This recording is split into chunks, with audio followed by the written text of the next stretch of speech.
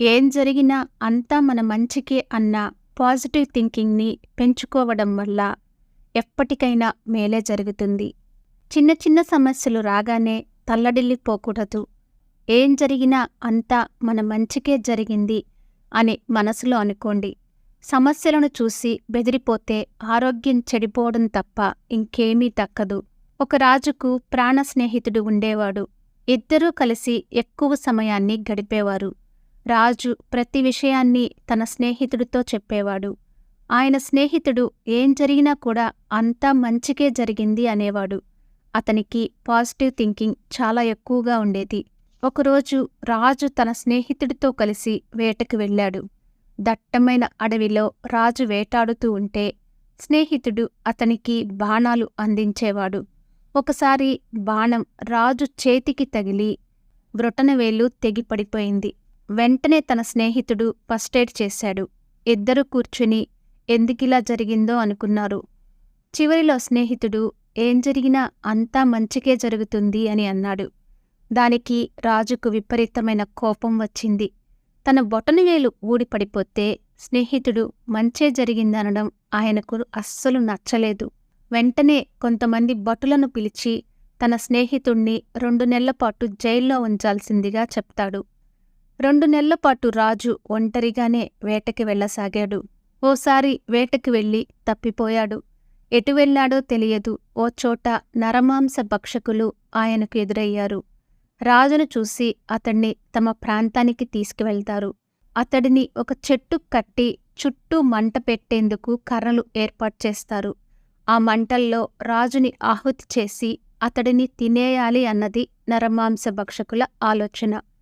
కట్టెలకు నిప్పు పెట్టేందుకు సిద్ధమవుతుండగా రాజుకు బ్రొటనవేలు లేని సంగతి కనపడుతుంది.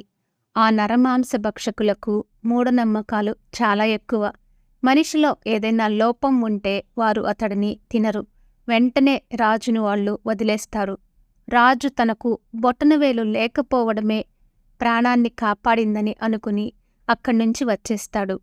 తన స్నేహితుడు బ్రొటనవేలు ఊడి కింద పడినప్పుడు అంతా మన మంచికి అని ఎందుకన్నాడో అతనికి గుర్తొచ్చింది. వెంటనే స్నేహితుడి దగ్గరికి వెళ్ళి క్షమాపణ చెప్తాడు రాజు. ఈ బ్రొటనవేలు లేకపోవడం వల్లే నేను ఈరోజు బ్రతికి బట్టకట్టగలిగాను అని చెప్తాడు. అలాగే జైల్లో పెట్టినందుకు క్షమించమని కూడా అడుగుతాడు రాజు. వెంటనే స్నేహితుడు ఏదైనా ప్రతిదీ మంచికే జరుగుతుంది అని మళ్ళీ అంటాడు. రాజు నేను జైల్లో పెట్టిస్తే నీకెలా మంచి జరిగింది అని ప్రశ్నించాడు. దానికి ఆ స్నేహితుడు నువ్వు నన్ను 2 నెలలపాటు జైల్లో పెట్టడం వల్లే నీతో పాటు వేటకు నేను రాలేదు. లేకుంటే నేను కూడా వచ్చేవాడిని. బొటనవేలు లేని కారణంగా వాళ్ళు నిన్ను వదిలేసేవారు, నన్ను మాత్రం తినేసేవారు. జైల్లో ఉండడం వల్లే నా ప్రాణం నిలిచింది అని చెప్తాడు. రాజుకు పాజిటివ్ థింకింగ్ శక్తి ఏంటో తెలిసింది. చిన్న చిన్న విషయాలకు తల్లడిల్లిపోవడం, సమస్య ఎదుర్కోవడం, అప్పటికప్పుడే పెద్ద నిర్ణయాలు తీసుకోవడం మంచిది కాదని అర్థం చేసుకున్నాడు. రాజే కాదు, ప్రతి ఒక్కరూ ఇదే విషయాన్ని తెలుసుకోవాలి. ప్రతి ఒక్కరి జీవితంలో సమస్యలు ఎదురవుతూనే ఉంటాయి. ప్రతి సమస్యకు తల్లడిల్లిపోయి అరిచి గోల పెడితే ఆరోగ్యం చెడిపోతుంది. కానీ దక్కేది ఏమీ ఉండదు.